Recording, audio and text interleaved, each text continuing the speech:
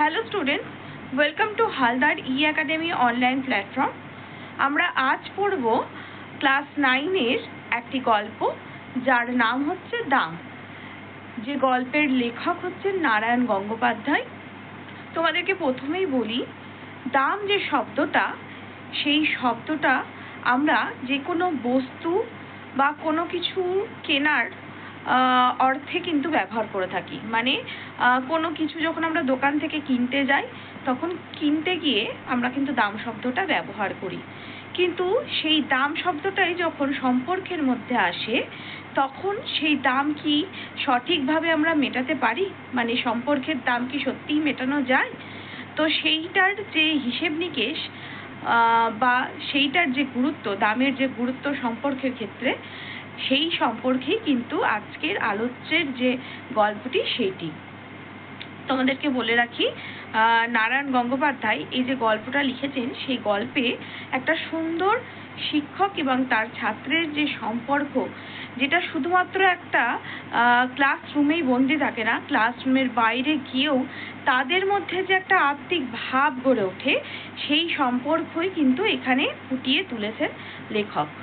তো চলো আমরা আজকের যে পাঠ্যাংশ সেটি তোমাদেরকে পড়াবো। তো চলো আমাদের আজকের ক্লাসটা শুরু করা যাক। ক্লাস শুরু করার আগে আমি তোমাদেরকে লেখক পরিচিতি সম্পর্কে পড়াবো এবং তারপরে আমাদের আজকের আলোচ্য পাঠ্যাংশে যাব। তো চলো আমাদের আজকের ক্লাসটি শুরু করা যাক। তো নারায়ণ গঙ্গোপাধ্যায়, ওনার জন্ম 1917 সালের দিনাজপুরে। দিনাজপুর, ফরিদপুর, বরিশাল এবং কলকাতায় শিক্ষা জীবন অতিবাহিত করেন। বাংলা সাহিত্যের খ্যাতিনামা ছোট গল্পকার ও উপন্যাসিক। তিনি মূলত উপন্যাসই লিখতেন এবং তার সঙ্গে সঙ্গে ছোট গল্প, এই সমস্ত কিছু কিন্তু রচনা করতেন। তার রচিত বিখ্যাত গল্প গ্রন্থগুলির মধ্যে রয়েছে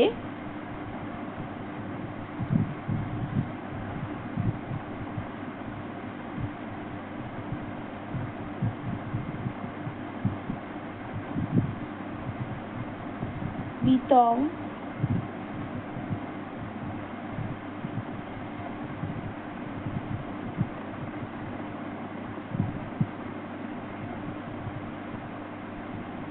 বিতংশ, দুঃশাসন, ভোগবতী প্রভৃতি। ঠিক আছে?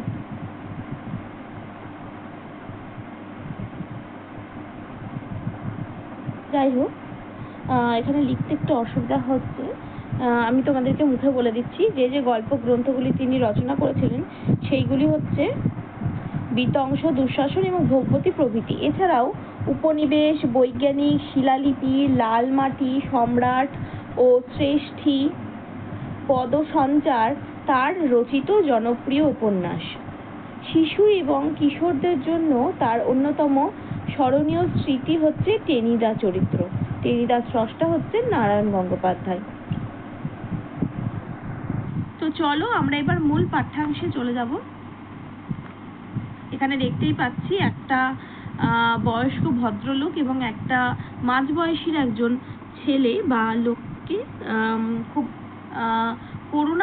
করুণ দৃষ্টিতে তাকাচ্ছে এবং তাকে আলিঙ্গন করছে বা খুব ভাব নিয়ে তার দিকে আগ্রহ সহকারে দেখে আছে। তো তোমাদেরকে যেটা বললাম, একটা ছাত্র এবং একটা শিক্ষক। এখানে হচ্ছে সেই বয়স্ক ভদ্রলোকই হচ্ছে সেই শিক্ষক এবং আমরা মাঝবয়সী যে ভদ্রলোককে দেখতে পাচ্ছি তিনি কিন্তু ছাত্র। এই ছবিটা কিন্তু এখানে প্রথমেই দেওয়া হয়েছে। এরপর আমরা মূল পাঠ্যাংশে আসি। বলেছে দেখো, স্কুলে কি বিভীষিকায় যে ছিল ভদ্রলোক। প্রথম বর্ণনায় হচ্ছে সেই ভদ্রলোকের সম্পর্কে বিভীষিকা। একটা ভদ্রলোক, তার সম্পর্কে কি বলছে না, যে ভদ্রলোকের কথা বলছে তিনি হচ্ছেন স্কুলেরই তাদের শিক্ষক। যে স্কুলে কি বিভীষিকায়, অর্থাৎ কি ভয়ঙ্করই না ছিলেন সেই ভদ্রলোক। আমাদের অঙ্ক কষতেন, অর্থাৎ ভদ্রলোক কি ছিলেন না, তাদের অঙ্কের মাস্টার মশাই ছিলেন। আশ্চর্য পরিষ্কার ছিল মাথা, অর্থাৎ তার বুদ্ধিদীপ্ততা কিন্তু ছিল প্রখর। যেসব জটিল অঙ্ক নিয়ে আমরা ঘন্টার পর ঘন্টা পণ্ডশ্রম করেছি, একবার মাত্র তাকিয়ে দেখতেন তার দিকে, তারপরেই এগিয়ে যেতেন ব্ল্যাকবোর্ডে। খসখস করে ঝড়ের গতিতে এগিয়ে চলতো ঘড়ি। অর্থাৎ যে সমস্ত অঙ্ক নিয়ে আমরা ভাবনা চিন্তা করি, সেই অঙ্ক যখনই মানে জটিল অঙ্ক দেখতেন, ঘন্টার পর ঘন্টা পণ্ডশ্রম, অর্থাৎ পণ্ড কথা হচ্ছে তো ব্যর্থ শ্রম করে গেছি আমরা। সেই শ্রম কিন্তু একবার যেই দেখতো অঙ্কটা, তেমনি অঙ্ক দেখে যেন তার চোখেই সেই সমাধানটা হয়ে যেত। তারপরে ব্ল্যাকবোর্ডে চলে যেতেন এবং খসখস শব্দ করে, অর্থাৎ চকের যে শব্দ, সেই চক দিয়ে খসখস করে কিন্তু ঝড়ের গতিতে তার হাত চলতো, খড়ি চলতো। সেই অঙ্কের সমাধান এক নিমেষেই কিন্তু হয়ে যেত।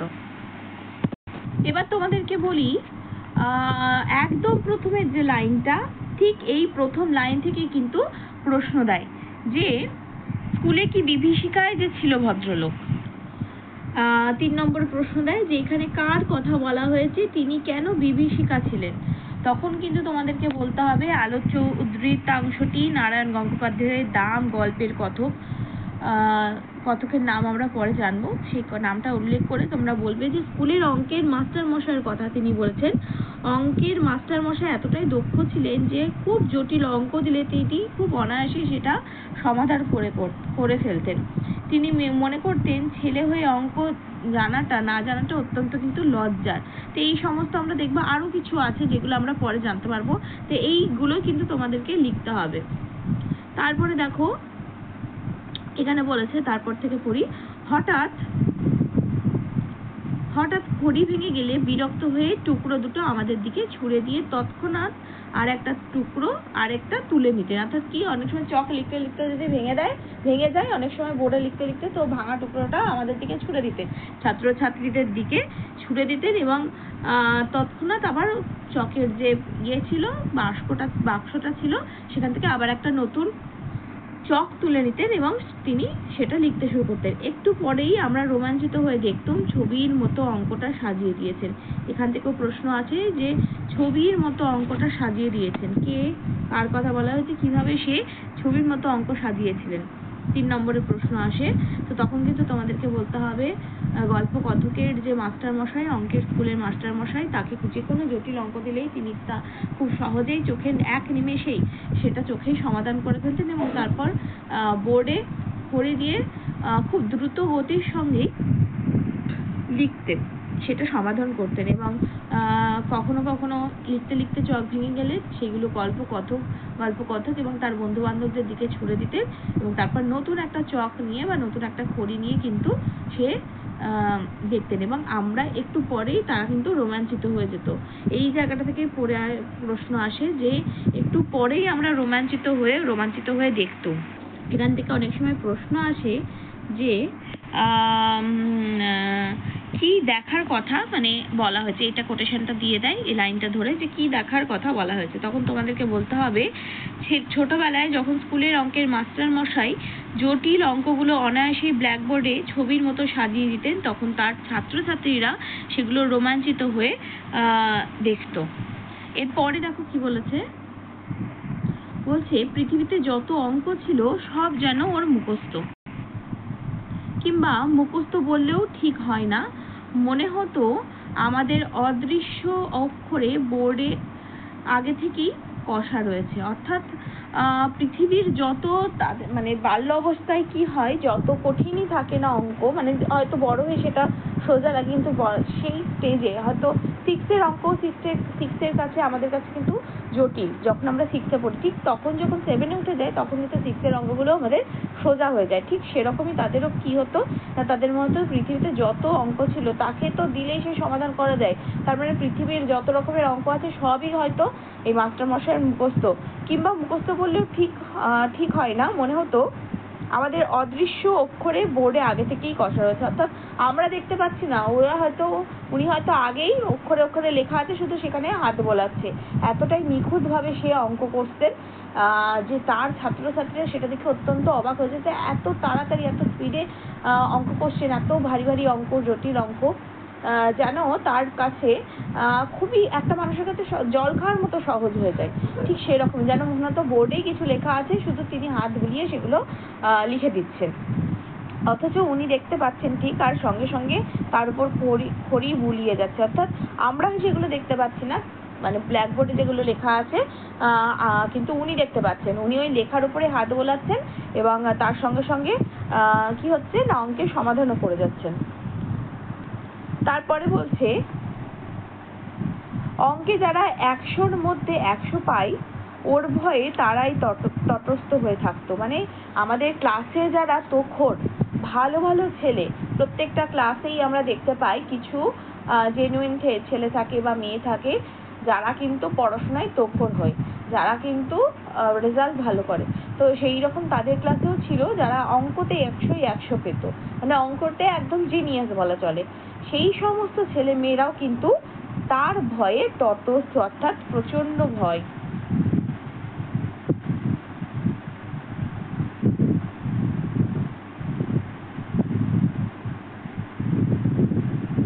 প্রচন্ড ভয়ে কিন্তু থাকতো।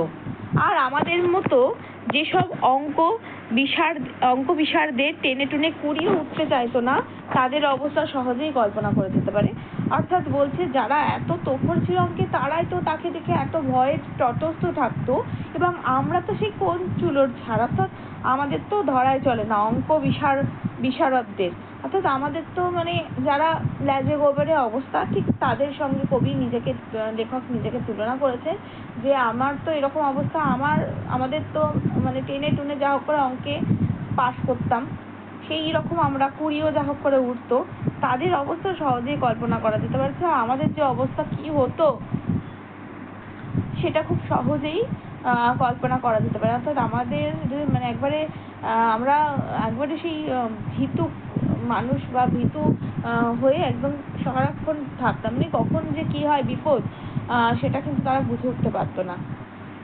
প্রকাণ্ড হাতের প্রচন্ড চড় খেয়ে মাথা ঘুরে যেত, অর্থাৎ তার হাতটাও যেন একটা পুরো মানে বড় একটা হাত ছিল, প্রকাণ্ড হাত ছিল, এবং সেই প্রকাণ্ড হাতের প্রচন্ড চড়, অর্থাৎ এতটা জোরে চড় মারতো যে চড়ের যে ঝাপটা, সেই ঝাপটা খেয়ে যেন মনে হতো মাথা ঘুরে যেত, অর্থাৎ এতটাই জোরে সে আঘাত করতো তাদের।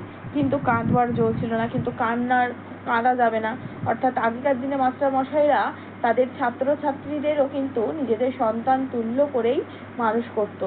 আর নিজের সন্তান না পারলে যখন অধৈর্য হয়ে যায় মা বাবারা, এবং তখন তাকে প্রহার করে, এই প্রহারটাও সেই যে খুব ইচ্ছে করে করছে তা না, নিজের সন্তান যাতে সঠিক পথে আসে এবং সঠিকভাবে শেখে, মনোযোগটা সঠিকভাবে দেয়, একাগ্রতা দেয়, অন্যমনস্ক না হয়, সেই বিষয়টাই তার জন্য কিন্তু অনেক সময় বাবা মারাও তার সন্তানদের প্রহার করে সঠিক পথে আনার জন্য।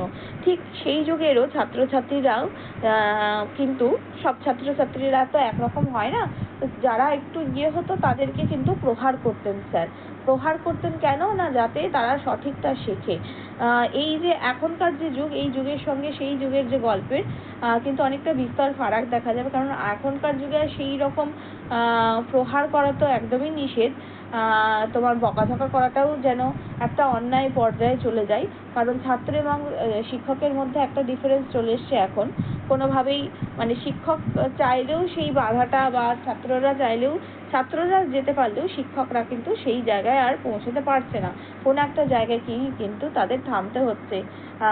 আগেকার দিনে কি হতো না, নিজের সন্তানের মতো করে দেখতে হলে তারা সব রকম ভাবেই কিন্তু তাদেরকে চেষ্টা করতো। তাই এখানে দেখো বলছে যে আমাদেরকে চড় খেতে হতো কিন্তু আমাদের কাঁদবার কোনো জো ছিল না, অর্থাৎ ব্যথা হলেও আমরা সেটাকে কষ্টে সহ্য করে নিতাম, কান্না কিন্তু যাবে না। চোখে এক ফোঁটা জল দেখলেই ক্লাস ফাটিয়ে হুংকার ছাড়তেন, পুরুষ মানুষ হয়ে অঙ্ক পারিস নে, তার উপর কাঁদতে লজ্জা করে না, এখনই পা ধরে স্কুলের পুকুরে ছুঁড়ে ফেলে দেবো।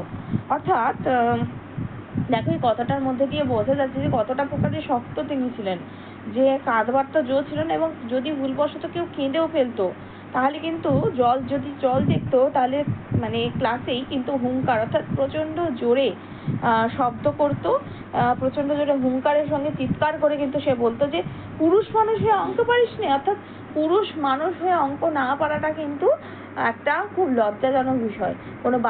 কারণ পুরুষরা বেশিরভাগ যুগে বেশিরভাগ ক্ষেত্রেই কি হয় যে যাদের বাইরের কাজ করতে হয়, বর্তমান যুগের সঙ্গে তাদের যুগে বারবারই বলছি তুলনা করা চলে না, কারণ বর্তমান যুগে নারী পুরুষ নির্বিশেষে সকলেই একসঙ্গে কাজ করছে। কিন্তু সেই যুগের পরিপ্রেক্ষিতে এটা যেহেতু রচিত যে পুরুষকে কিন্তু বাইরের কাজ করতে হবে, এবং বাইরের কাজ করতে গিয়ে বাজার হাট সমস্ত কিছুতে কিন্তু অঙ্কেরই আমাদের প্রয়োজন হয়। অর্থাৎ 40-30 কত গ্রাম, কত কেজি, কত সব কিছুর জন্য কিন্তু পরিকল্পনা আমরা করে রাখি, এবং যখনই দোকানদার বলে সেটা আমরা সেভাবে কিন্তু টাকাটা হিসেব করে দিই। সুতরাং পুরুষ মানুষ হয়ে যদি আমরা এইটুকুনি হিসেব নিকেশই করতে পারলাম, তাহলে পুরুষ মানুষ হওয়ার আমাদের কোনো দরকারই নেই, অর্থাৎ হেয় করা, অসম্মান করা বলছে। সেই জন্য তিনি বলছেন যে পুরুষ মানুষ হয়ে অঙ্ক পারিস না, পুরুষ মানুষ হয়ে অঙ্ক না পারাটা অত্যন্ত অন্যায়ের একটা লক্ষণ বলে তিনি মনে করেছেন। তার উপর কাঁদতে লজ্জা করে না, অর্থাৎ কান্নাটা বহিঃপ্রকাশ ব্যথার। তো পুরুষ মানুষরা তো কাঁদে না কখনো, পুরুষ মানুষের চোখে জল আনতে নেই। তার জন্য কিন্তু বলছে যে এই জল মেয়েরা কাঁদলেও কাঁদতে পারে, কিন্তু ছেলেরা কিন্তু কষ্ট সহ্য করার মানুষ, তাদের কিন্তু চোখের জল ফেলতে নেই। তাই বলছে যে এই কাঁদতে তোর লজ্জা করিস না, একে তো তুই অঙ্ক পারছিস না, তার উপর পুরুষ মানুষ, তার উপর তুই কাঁদছিস, তোর একদমই লজ্জা শরম হেয় কিছুই নেই। তারপরে হুঙ্কারটা দেখো, বলছে এখনই পা ধরে স্কুলের পুকুরে ছুঁড়ে ফেলে দেবো। অর্থাৎ তুই যদি না থামিস এই মুহূর্তে, তাহলে তোকে এখনই পা ধরবো, ধরে একদম স্কুলের যে পুকুর, সেই পুকুরে কিন্তু ছুঁড়ে ফেলে দেবো। অর্থাৎ একদম কি বলবো, কতটা স্ট্রিক্ট হলে এরকম কথা বলে। তাকে কিন্তু রীতিমতো থ্রেট দিচ্ছে যে তুই যদি না থামিস এবং অঙ্ক না শিখিস এবং না কান্না থামাস, তাহলে কিন্তু স্কুলের পাশে যে পুকুর আছে সেই পুকুরে গিয়ে কিন্তু আমি তোকে ফেলে দিয়ে চলে আসবো। এখান থেকে প্রশ্ন আসে তোমাদের 2 নম্বর 3 নম্বরের প্রশ্ন আসে যে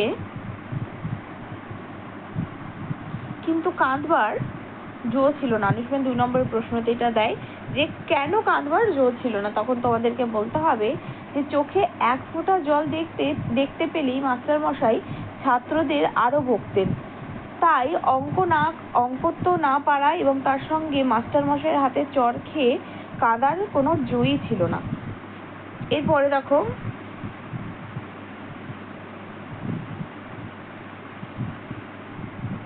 বলছে ওই যে তোমাদেরকে আগে যেটা পড়ালাম যে এখনই পা ধরে স্কুলের যে পুকুর, সেখানে পুকুরে গিয়ে ছুঁড়ে ফেলে দেবো, এবং তারপরে বলেছে তা উনি পারতেন, অর্থাৎ তার পক্ষে সেটা সহজ ছিল, তিনি সেটা পারবেনও। তিনি মুখে যেটা বলেছেন সেই মুখের কাজ কিন্তু সে করে দেখাতে পারবেন।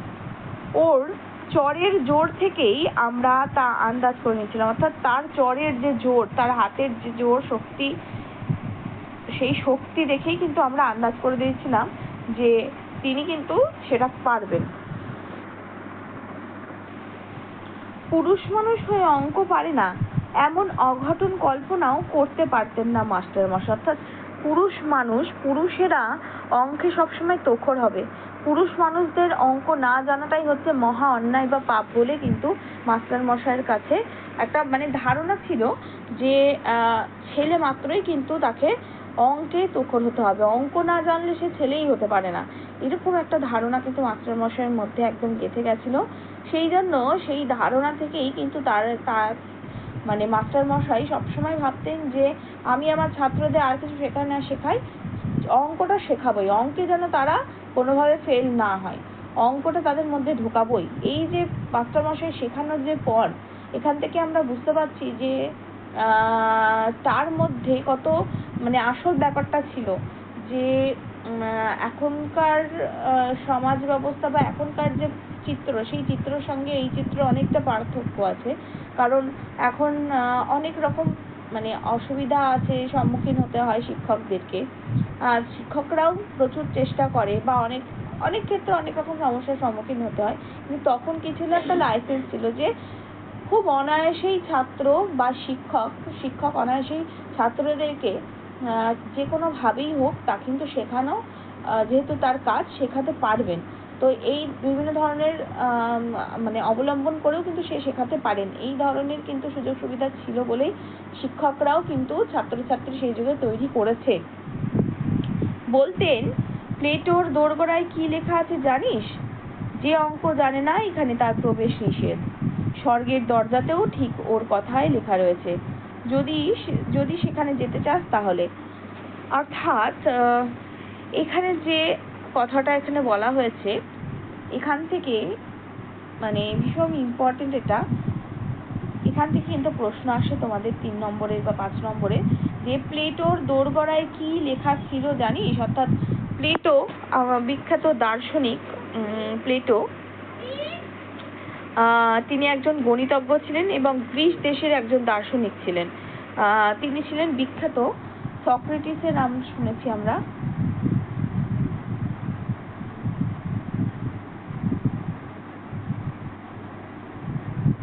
সক্রেটিসের কিন্তু শিষ্যও তিনি ছিলেন।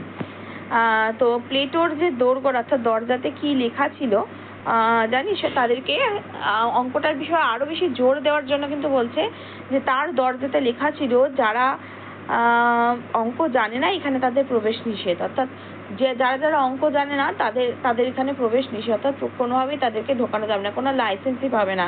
এবং তার সঙ্গে সঙ্গে তিনি আরো বলছেন যে স্বর্গের দরজাতেও ঠিক ওই কথাই লেখা আছে। অর্থাৎ তারা তো ছাত্রছাত্রী শিক্ষক জানে কোন পদ্ধতি অবলম্বন করলে তার ছাত্রছাত্রীকে সে শেখাতে পারবে, তার জন্য কিন্তু সে বলছে কতটা আজগুবি করেই কতটা বলছে যে স্বর্গের দরজাতেও একই কথা লেখা আছে। তুমি যদি অঙ্ক না জানো তাহলে কিন্তু তোমাকে কোনোভাবেই এখানে ঢোকানো যাবে না, স্বর্গের দরজাতে তুমি কিন্তু প্রবেশ করতে পারবে না। যদি সেখানে যেতে চাস তাহলে, অর্থাৎ তুমি যদি স্বর্গে যেতে চাও তাহলে তোমাকে অঙ্কটা ভালো করে জানতেই হবে। এখান থেকে প্রশ্ন দেয় প্লেটোর দোরগোড়ায় কি লেখা ছিল জানিস? এই পুরো কোটেশন লাইনটা তুলে প্রশ্ন দেয় যে বক্তা প্লেটোর দোরগোড়ায় কোন লেখার কথা বলেছেন। তখন তোমাদেরকে বলতে হবে যে নারায়ণ গঙ্গ বিখ্যাত উপন্যাসিক, গল্পকার, ছোট গল্পকার নারায়ণ গঙ্গোপাধ্যায়ের দাম নামক গল্পে ছোট গল্পে মাস্টার মশাই তার ছাত্রদের প্রতি একাগ্রতা বাড়াতে প্লেটোর নামটি কিন্তু নিয়েছিলেন। উল্লেখিত অংশে প্লেটো ছিলেন একজন গণিতজ্ঞ এবং গ্রিসের দার্শনিক। তিনি সক্রেটিসের কিন্তু শিষ্য ছিলেন।